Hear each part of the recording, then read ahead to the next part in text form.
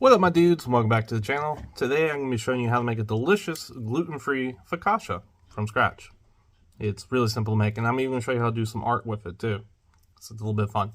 Without further ado, let's get started.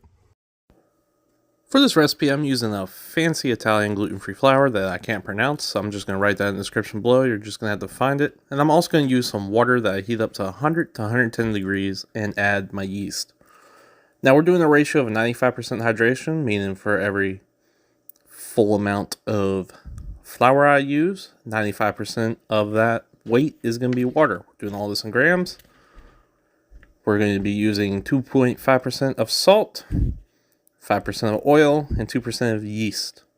Once you add your salt in there, go ahead and mix everything together. Then we're going to go ahead and add our wet ingredients. Look at that.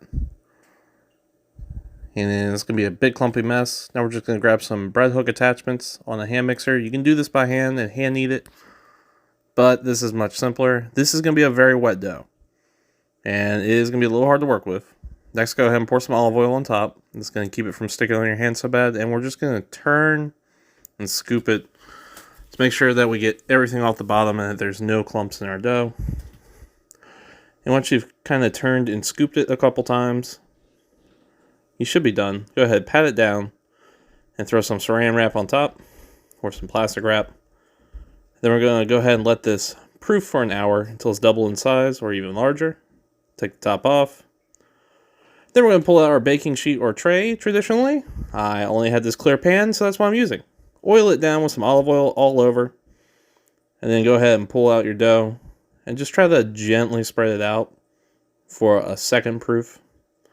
Then we're going to cover it with saran wrap, and we're just going to let this proof for about 30 minutes so it fills out the container a little bit more. In the meantime, we're going to slice up some veggies for some art. We're going to use some green onions, some red peppers, basil, some garlic, really anything you can think of. I'm also going to throw in some red onion on here. Any real vegetable that you like with some bread or on a pizza you can use for this. I've seen people use olives. I'm going to throw in some rosemary for flavor too. And I've seen dill, basil. Again, the sky's the limit on this for what you want to use. Get everything nicely finely chopped with that garlic. A couple slices of these red onions. I'm going to go ahead and chop them like this, just so I have some different shapes to work with. And then after that's proof, we're just going to finally push it out a little bit more. I'm going to sprinkle on the garlic on top with some olive oil on top. And then I like to use a drawing reference for when I make stuff. Unfortunately, mine didn't turn out that well this time, but what can you do? Maybe next time I'll finally get it to look like a man. Bake this in your oven at 425 degrees Fahrenheit for 35 to 40 minutes. You can go as long as 45 if you need it, and it should look like this. This is a light and airy bread. It's going to have a satisfying, crunchy shell on the outside, and it's going to be very airy on the inside. This is going to be the best gluten-free bread you've ever had. Let's go to a taste test. Alright guys. Some homemade focaccia. Listen to this.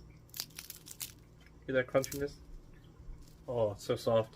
I got a little bit of marinara. I'm just going to dunk it in there. Well, let's get a taste test. That's good. Oh, it's so crunchy. But light and fluffy too. That's delicious. You gotta make this. Absolutely to die for. Turn it into a sandwich, whatever. And there you have it, folks. A delicious gluten-free focaccia. Trust me, this is a must-have if you have anybody in the family with an allergy, or if you have an allergy too. Delicious. Eat it fresh. Once it sits out for a couple days, it starts to get a little hard though. But what can you do? Anyway, if you like, comment, subscribe, really helps out the channel. And as always, toodles.